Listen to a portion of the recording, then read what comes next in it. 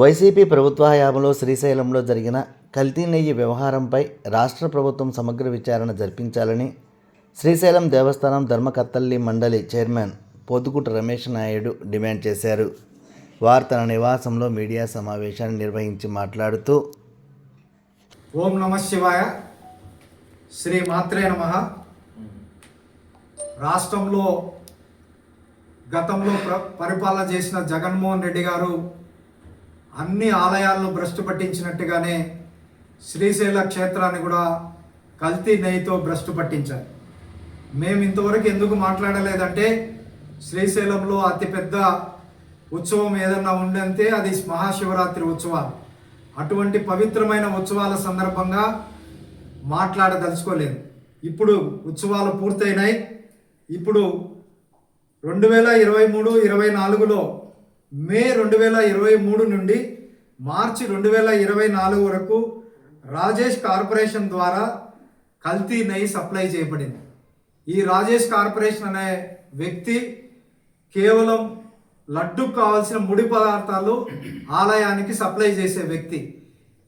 ఈ వ్యక్తిని బలవంతంగా ఒప్పించి అప్పటి వరకు డైరీలే నెయ్యి సప్లై చేయాలి అనే నిబంధనను కూడా మార్చి ట్రేడర్స్ కూడా సప్లై చేయొచ్చు అని ఆనాడు కమిషనర్గా ఉన్నటువంటి హరి జవహర్ లాల్ సంతకం పెట్టినటువంటి కాపీ ఇది.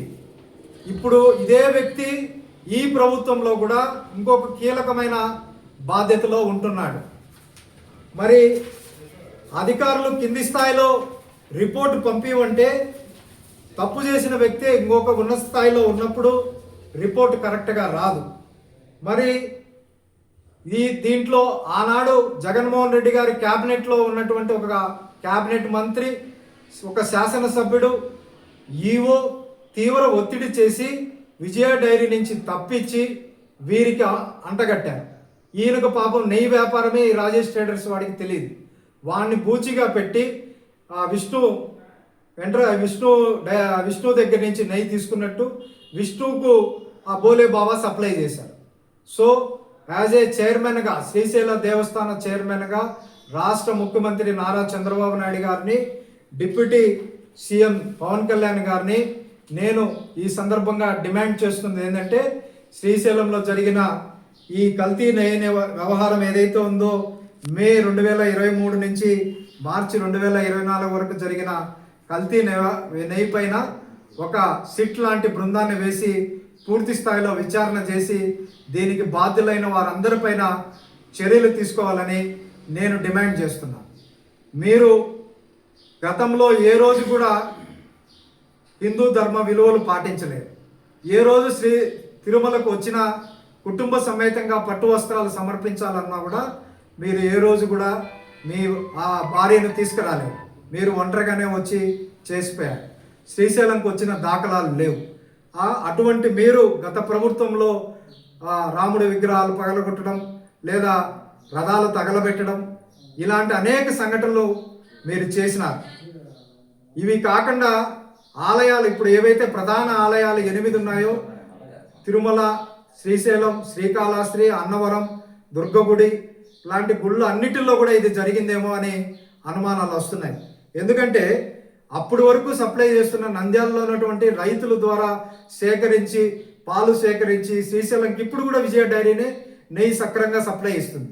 ఆ 11 నెలలు కాలము ఒక అమెండ్మెంట్ మార్చి డైరీ కాకుండా ట్రేడర్స్ కూడా సప్లై ఇవ్వచ్చని చేసి ఎంత దురుద్దేశంతో మీరు ఇటువంటి పనిని చేశారు, ఒడిగట్టారు. మీరు శ్రీశైలంలో 9వ తారీఖు శివభక్తులు అధికంగా వచ్చి ఒక సంఘటన జరిగితే దాని మీద విపరీతంగా సోషల్ మీడియాలో మీరు ట్రోల్ చేసి లేనిపోని విషయాలు మీరు మాట్లాడారు. అయ్యా, మీ అందరికి కూడా చెప్తున్నాను నేను, గత సంవత్సరం శ్రీశైలంలో ఇదే రెండో రోజు 8,000 మంది భక్తులు శ్రీశైలానికి వచ్చారు. ఏది, ఇరుముడి కట్టుకొని. ఈ సంవత్సరం 24,000 మంది అదే రోజు వచ్చారు. ఎందుకు? పులుల గణన జరుగుతుంది.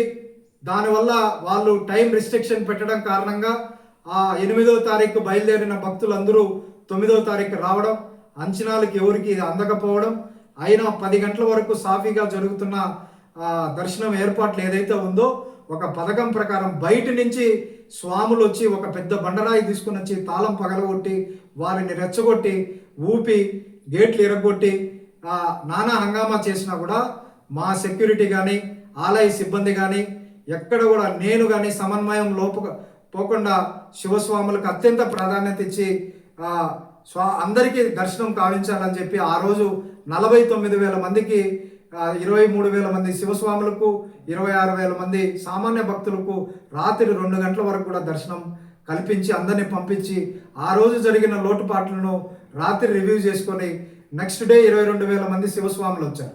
ఏ ఒక్క చిన్న 0.001% కూడా జరగలేదు. కేవలం ఆ రోజు ఒక కుట్ర కోణంగా ఒక పద్ధతి ప్రకారంగా కొద్దిమంది వ్యవహరించారు. దీనిపైన కూడా నేను రాష్ట్ర ప్రభుత్వాన్ని డిమాండ్ చేస్తున్నాను. ఒక హై లెవెల్ కమిటీ వేసి దీన్ని కూడా విచారణ చేయాలని ఆలయ చైర్మన్గా రాష్ట్ర ప్రభుత్వాన్ని, రాష్ట్ర ఉప ముఖ్యమంత్రిని, ముఖ్యమంత్రి గారిని నేను కోరుతున్నాను. ఓం నమః శివాయ.